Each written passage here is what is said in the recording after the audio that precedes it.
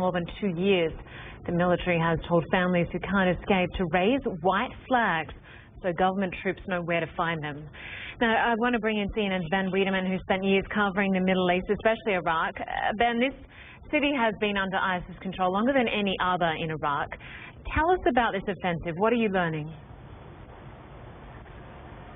Well, we understand that this is going to be a very difficult offensive announced last night by Prime Minister Haider al-Abadi. It's called Operation Break Terrorism. Now, the problem is, of course, that ISIS has been in control of Falluja since January of 2014. And we understand that most of the fighters, ISIS fighters in Falluja, are actually from there. Don't forget that Falluja is a traditionally Sunni stronghold, a city that fought a hard and long battle against the U.S. military during the American occupation of Iraq.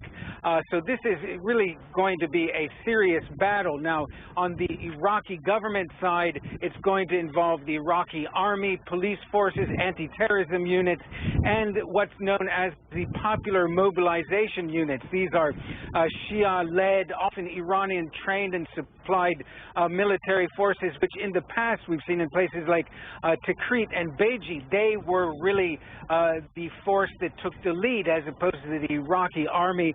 It's only starting to recover since the rout that took place in June 2014 when they retreated from Mosul. So we can expect, for instance, there are going to be a lot of IDs, a lot of booby traps, a lot of suicide bombings. That was the case certainly in Ramadi as well, which the Iraqi government managed to retake earlier this year, the other large city in Anbar province.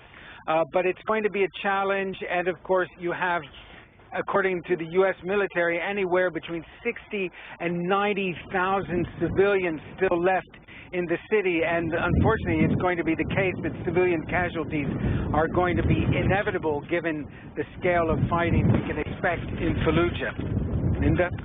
Okay, Ben Wiedemann, we'll have to leave it there. Thank you very much. We now have some breaking news just into CNN. A Baltimore police officer has been found not guilty in the death of Freddie Gray. Officer Edward Neal